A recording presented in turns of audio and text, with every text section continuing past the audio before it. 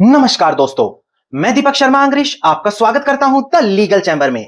अब दोस्तों, आज की वीडियो में मैं दो जरूरी चीजें, पहली ऑनरेबल सुप्रीम कोर्ट की बिल्कुल लेटेस्ट जजमेंट, और दूसरी आज आपको एक ऐसे विशेष कानून के बारे में बताऊंगा जहां पर आप जो आपके मां बाप की संपत्ति है, आपके दादा परदादा की संपत्ति है, जो आप लोगों की पैतृक जमीनें हैं, जिसमें आप सोचते हैं कि हमारा अधिकार होगा, वहां पर कानून आपका अधिकार नहीं होने देगा। जी हां, कानून में एक ऐसी विशेष कंडीशन है, एक ऐसा विशेष प्रावधान है जिसके तहत भले आपका कानूनी तौर पर अधिकार बनता है, कानूनी प्रावधान कहते हैं आपका अधिकार होगा, सुप्रीम कोर्ट की जजमेंट कहती है आपका अधिकार होगा, किंतु अगर आपने थोड़ी सी भी लापरवाही की, थोड़ी सी भी गलती करी, तो आपसे आपका वही अधिकार छीन लिया जाएगा। और यह चीज मैं ऑनरेबल सुप्रीम कोर्ट की लेटेस्ट जजमेंट और प्रॉपर कानूनी प्रावधान के साथ आज आप लोगों को समझाने वाला हूं। अब दोस्तों, अगर आप लोगों को हमारी ये वीडियोस अच्छी लगती हैं, अगर आप लोगों को लीगल चैंबर टीम से किए गए एफर्ट्स अच्छे लगते हैं, तो बिल्कुल छोटा सा अनुरोध है, वीडियो को तुरंत लाइक करें और कमेंट सेक्शन में जरूर लिखें कि देश और दुनिया के किस कोने से आप हमारी वीडियोस देख रहे हैं। तो चलिए दोस्तों, अब आज की इस वीडियो को हम ज्यादा लंबा ना करते हुए आज की इस वीडियो को स्टार्ट करते हैं।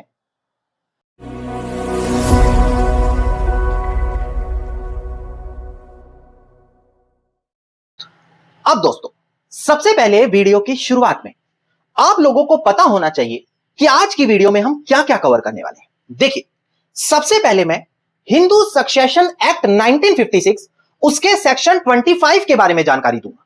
यह वो विशेष कानून है जहां पर आपका अधिकार होते हुए भी आपको अधिकार नहीं दिया जाएगा। अब इसके बाद हम बात करेंगे ऑनरेबल सुप्रीम कोर्ट की लेटेस्ट जजमेंट के बारे में। उसके बाद हम कुछ लैंडमार्क जजमेंट के बारे में और जिक्र करेंगे, और आज की वीडियो हर व्यक्ति के देख लेना अनिवार्य है।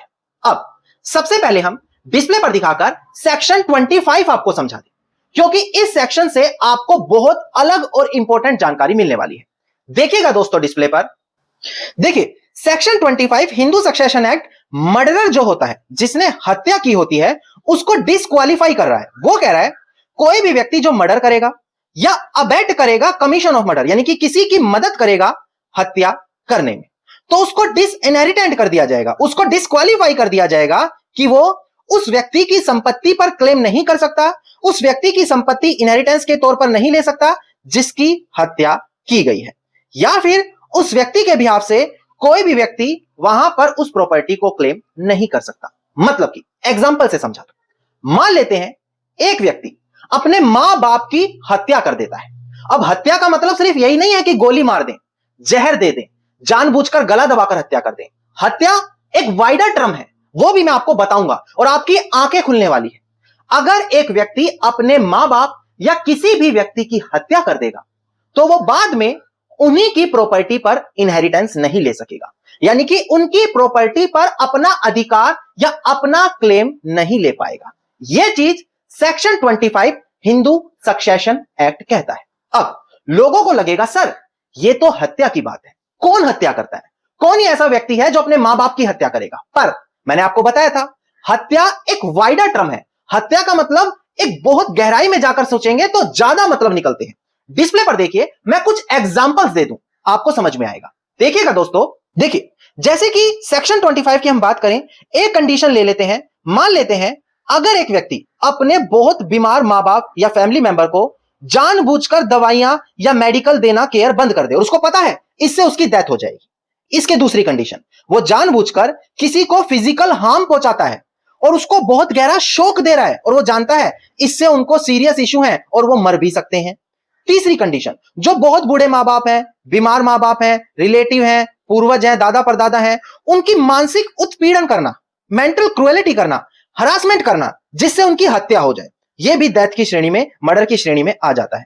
किसी को जानबूझकर गलत इंफॉर्मेशन देना, यह जानते हुए कि हम जानते हैं वो स्ट्रेस में आएगा और उससे उसको डेथ हो जाएगी। जैसे किसी को बताया हुआ है कि इनको कोई सीरियस जानकारी नहीं देनी, नहीं तो उनको दिल का दौरा पड़ सकता है, मर सकते हैं, और जानबूझकर जाकर उनको ऐसी जानकारी दे रहे हैं जिससे उसकी डेथ हो गई, दिल का दौरा पड़ा, तो वो भी कहीं ना कहीं हत्या की श्रेणी में आ जाएगा।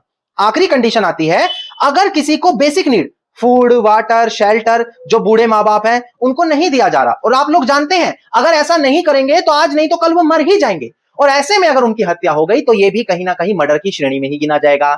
और इन सारी कंडीशन में जैसे उनका मर्डर हुआ, हत्या हुई, आप बाद में उन माँ बाप, दादा दादी, उन रिश्तेदारों की प्रॉपर्टी पर क्लेम नहीं कर पाएंगे। और ये मैंने जो जानकारी दी, ये ज्यादातर लोगों को नहीं पता है।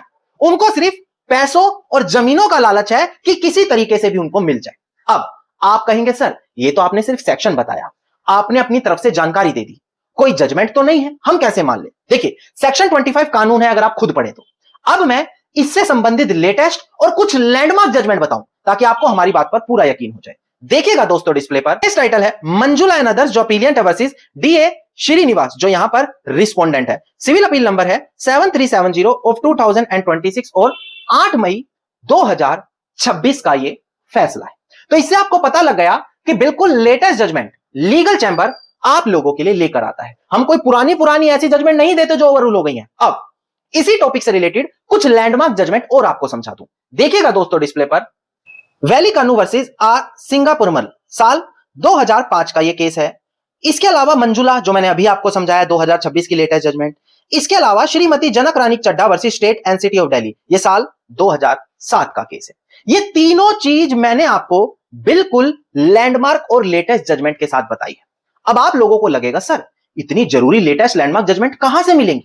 हम तो वीडियोस पर डिपेंड है, हमें कहां से पता लगेगी ऐसी जानकारी? देखिए मैं आपको बताऊं, यहां पर law and verdict legal chamber की तरफ से एक स्पेशल व्हाट्सएप ग्रुप आप लोगों के लिए बनाया गया है। अब जो ऑलरेडी इसी ग्रुप में ज्वाइन है उनको पता होगा कितनी बेहतरीन सर्विस इस ग्रुप में मिल रही है। पर जिन व्यक्तियों ने अभी तक ज्वाइन नहीं किया उनको मैं बता दूं, इस ग्रुप में आपको लेटेस्ट लैंडमार्क जजमेंट, उनकी पीडीएफ कॉपी, बेसिक कानून उनके बारे में जानकारी, लैंडमार्क जजमेंट उनकी एक्सप्लेनेशन, जो वीडियोस आप ये देख रहे हैं इसमें बताई गई लेटेस्ट और लैंडमार्क जजमेंट। अलग से अगर आप लोग किसी भी कानून पे हमसे लैंडमार्क जजमेंट मांगेंगे वो भी आपको इस ग्रुप के अंदर सुविधा दी जाएगी। जो लोग पहले इस ग्रुप में जुड़ चुके हैं उनको पता होगा, उनको 1000, 1500 या 2000 रुपए देकर यह ग्रुप ज्वाइन करना पड़ा था 1 साल के लिए।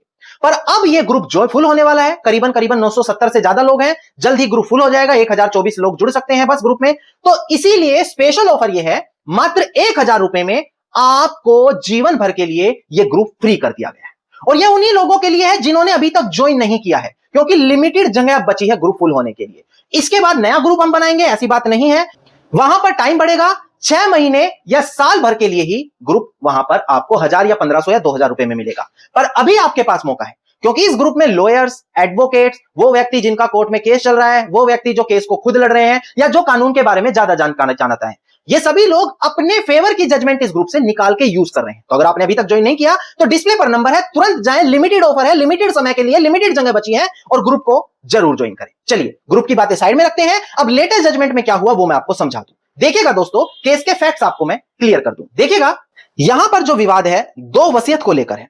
पहली वसीयत 2016 में बनी है, दूसरी वसीयत 2018 में बनी है। 2016 में जो बनी है वो उस व्यक्ति ने अपनी पत्नी और बच्चों के नाम बनाई है, 2018 में अपने किसी दूसरे जानने वाले के फेवर में बनाई है।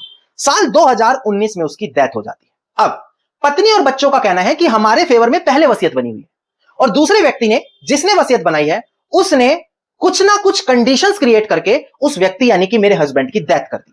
और यहां पर यही केस चल रहा है।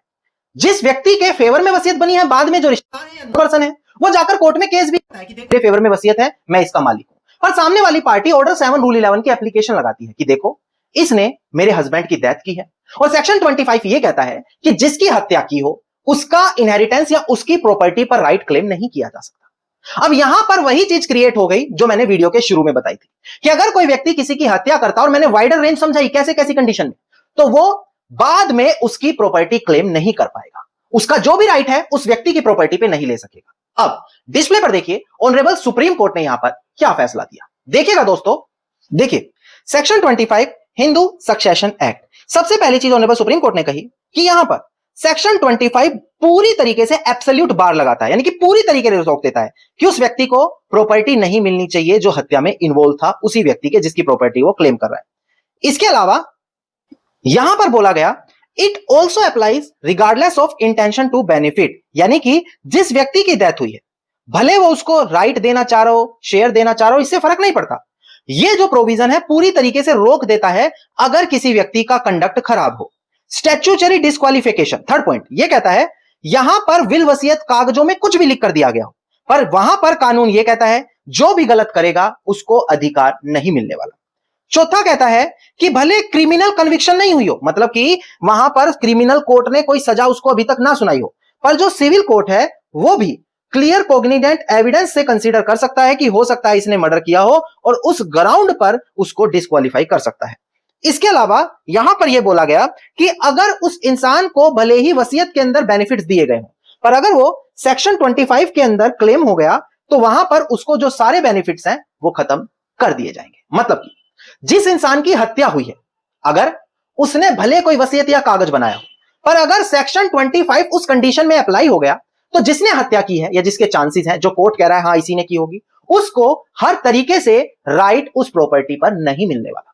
तो यह कानून मैं स्पेशली उनके लिए लेकर आया हूं जो अपने मां बाप की सेवा नहीं करते, सिर्फ पड़ताड़ना करते हैं, उम्मीद रखते हैं कि जल्दी मर जाएं ताकि सब हम हत्या लें। तो यहां पर अगर मां बाप की हत्या किसी भी तरीके से हो रही है, जहां पर रीजन आप हैं, मर्डर के इंटेंशन आपके हैं, तो ऐसी कंडीशन में आप अपने मां बाप की या उस व्यक्ति की प्रॉपर्टी को इनहेरिटेड या कोई राइट क्लेम नहीं कर पाएंगे। और यह चीज मैंने आपको लेटेस्ट और लैंडमार्क जजमेंट से क्लियर करी। अब मैं आपको बताऊं, जैसे ही आपको अनोखी जानकारियां मिलती हैं, डिफरेंट, मैं आपको बता दूं, ऑनरेबल सुप्रीम कोर्ट रोजाना ऐसी 5-10 लैंडमार्क जजमेंट दे रहा है जो आपको कहीं नहीं मिल रही। पर अगर आप हमारे व्हाट्सएप ग्रुप के सदस्य हैं तो आप जानते होंगे वहां पर ऐसी कितनी भरमार जानकारियां हम रोजाना आप लोगों को दे रहे हैं। और अगर आपने अभी तक नहीं ज्वाइन किया तो डिस्प्ले पर नंबर है, वीडियो के डिस्क्रिप्शन में नंबर है, मात्र 1000 रुपए आपको अभी देने हैं और लाइफ टाइम ये ग्रुप फ्री आपके लिए कर दिया गया है। धन्यवाद। उम्मीद करता हूं वीडियो में मिली जानकारी आप लोगों के लिए बेहद ज्यादा लाभदायक साबित होगी। वीडियो में मिली जानकारी आपको अच्छी लगी तो वीडियो को लाइक, शेयर और कमेंट जरूर कीजिए। वीडियो से जुड़ा आपका कोई क्वेश्चन है तो मुझे कमेंट सेक्शन में लिख सकते हैं। इसके अलावा अगर आप लोग इसी प्रकार की महत्वपूर्ण जानकारी रोजाना पाना चाहते हैं, चैनल को सब्सक्राइब करें, फॉलो करें और हमारे परिवार का हिस्सा बन जाए।